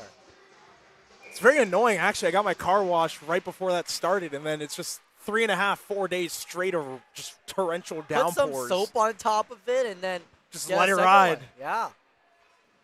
But going back to those 1990s UNLV running Rebels teams, the bad boy moniker didn't really only affect that Final Four, Gildy. I'm sure you know, like, those teams were shrouded in controversy everywhere they went. So it wasn't only that Final Four run, it was just every single game it felt like. There was some sort of controversy because there was also that stigma against Las Vegas back in the 1990s, before pro sports came here, before sports betting became a thing, because all the countless point-shaving scandals. There's that really big point-shaving scandal that was directly tied to Las Vegas at Arizona State back in the 1990s. So it just wasn't really the best look. And throughout everything, Jerry Tarkanian, God rest his soul, he still loved this school and still loved being here. Yeah, and here's the thing. UNLV, everyone here in Las Vegas came in with the mantra, you hate us because you ain't us. Exactly. And NCAA hated UNLV with a passion. They came at them with fines, with suspensions, and it was mainly just because they're in a city there's a lot of gambling in. And I feel like it was unfair the way that they're being treated, because think of other blue blood teams that have done just as much or even worse. Yeah. And they don't get much suspensions at all. So I feel like UNLV, it almost hurt their dynasty. I think it did hurt their dynasty a little bit. Definitely. So here comes Max Johnson in on a break. Max Johnson moving on in. He misses the net. Looks like put it off the side of the cage. He's looking for a 1-T. He gets it at the dot, bobbles the puck. Behind the back, Max Johnson. Jamal Crawford X. Here's McCollum. Puts one on that gets blocked away by Baird. A minute to go. That's a name I've not heard in a while. Jamal. Jay Crossover. Wow. Clippers legend. Now Del Monte gets a keister to the stomach. Now here's Baird touching that one on Henningsgaard. Plays that one up, about 45 to go. Here's McCollum through the offensive zone. McCollum cuts on in, can't tap that one home. Mason Kelly stops up that clearance attempt. Here's Del Monte, floats one on into the glove.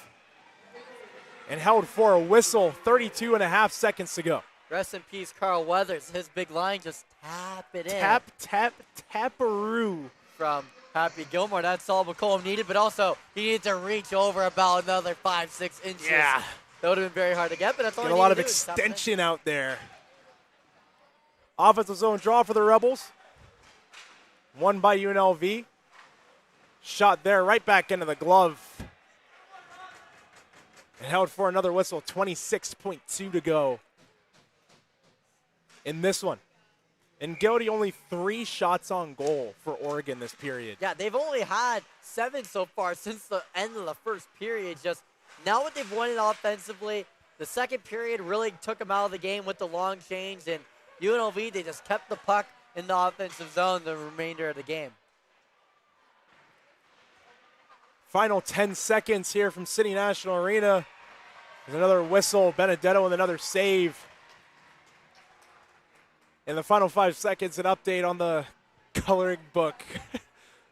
Jessica Sobel and Zoe Salas have finished the coloring book, and they're holding it up to the glass for everyone in the crowd to see. So they're very proud of that, obviously. Did they do the maze also? Because they did do the maze. They did the maze, okay, that's good. And that'll do it. The horn sounds on a fiery Friday night. The UNLV skating Rebels put up a 12 spot, and Vinny Benedetto gives Oregon a goose egg. 12-0 shutout for the Rebs. And what a way to welcome the home fans back, huh, Gildy? It's a perfect way to have the home fans come back, but also, what night is it? What weekend is it? The Alumni. Running Rebels Alumni Weekend. Got tomorrow the alumni game as well. And if you look at it, what was the margin of victory that UNLV had? 30-something, yeah. 30. Largest ever in an NCAA championship. And already a 12-0 win. Maybe UNLV could have the largest margin of victory in a series. Maybe. That's Maybe a good they little can. tidbit. Tender nugget. Maybe they can. Or maybe even get the 30, but who knows, Dom? We'll see. But for now, that'll do it here from City National Arena. On behalf of myself, Dominic Lavoie, Ryan Gilder, Bo Kennedy, Zoe Salas, AJ Reed, our new videographer, Marcello, our normal videographer, Eddie, broadcast director, Jessica Sobel, broadcast tech, Kyle Kimsey, and cameraman, Rolando Guerrero. We're going to say goodnight from City National Arena right back here in Summerlin at 7:30. Ducks and Rebels going back to battle. We'll see you next time.